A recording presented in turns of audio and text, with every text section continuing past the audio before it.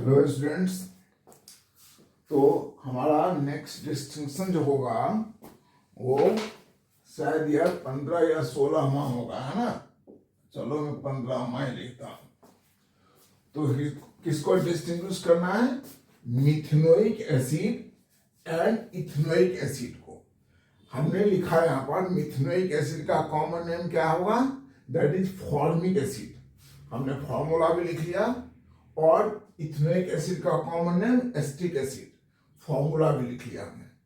देखो ये हमने इसलिए लिखा है कि कभी कभी आपको कॉमन नेम दे देते हैं, कभी आईपीएक नेम दे देते हैं, तो आपको दोनों ही चीज आना चाहिए। अब देखो फॉर्मिक एसिड में क्या है, जो कार्बोनिल ग्रुप है उसके बगल में H है।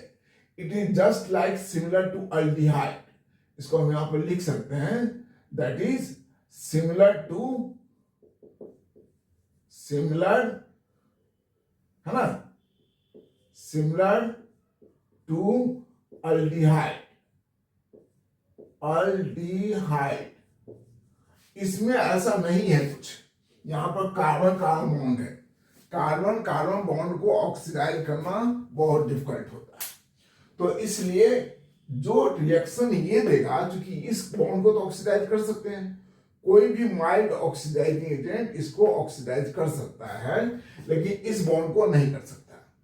तो हमने इसको कैसे कर सकते हैं? तो टॉलरेंस रिएजेंट हमारा माइल्ड ऑक्सीडाइजिंग एजेंट है। हमने लिखा टॉलरेंस टेस्ट, और यहां लिख देंगे गिव सिल्वर मिरर। इतना लिखने के बाद आप रिएक्शन लिखें।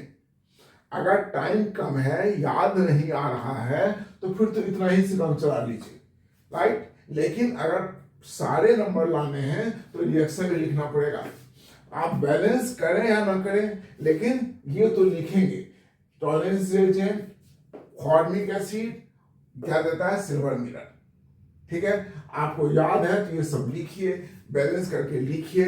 नहीं याद है कोई बात नहीं, इतना तो लिख ही दीजिए। This plus this give silver mirror, इतना लिखना जरूरी है भाई। दूसरा फेलिंग टेस्ट। क्या लिखा आपने? देखो यार मैं भूल ही गया, मैं भी भूल गया। क्या लिखे फेलिंग टेस्ट लिखने के बाद यहां पर that is gives red PPT of Cu2O, है ना। तो ये लिखने के बाद आप लिखेंगे रिएक्शन, दैट ये क्या हमारा फेलिंग सॉल्यूशन। फॉर्मिक एसिड क्या देगा? Red PPT. ठीक है, इतना लिखना है। आपको ये सब याद है? ठीक है, नहीं याद है नहीं कोई बात नहीं, लेकिन इतना लिखने के बाद ये लिख देंगे तो आपका काम आंसर कंप्लीट हुआ। इसमें कुछ भी नहीं, no PPT. Next mercury chloride test. आपको पता होगा मर्क्यूरी इसमें क्या है? ये हमारा FgCl2, यहां पर मरकरी का ऑक्सीडेशन स्टेट 2 है। ये हमारा क्या है? रिड्यूसिंग एजेंट है, और ये ऑक्सीडाइजिंग एजेंट है। तो इसने इसको ऑक्सीडाइज किया कार्बन डाइऑक्साइड ने, और इसने इसको रिड्यूस किया मर्क्यूरस ने। तो क्या दिया यहां पर? This +1 white PPT of mercurous chloride. यहां लिखेंगे it gives white ppt of mercurous chloride। Reaction लिख दिया। ठीक है, पहले हम ये लिखें तब रिएक्शन लिखें, वो मुझे मिस्टेक से छूट गया पहले लिखना। सो क्लियर, यहां लिख देंगे no PPT. So these are the 3 distinction test between formic acid and acetic acid, या फॉर्मिक एसिड एंड कोई भी एस्टिक एसिड। यहां पर मान लिया आपने दे दिया C2H5, यानी कि क्या हो गया? ये प्रोपेनोइक एसिड, प्रोपेनोइक एसिड।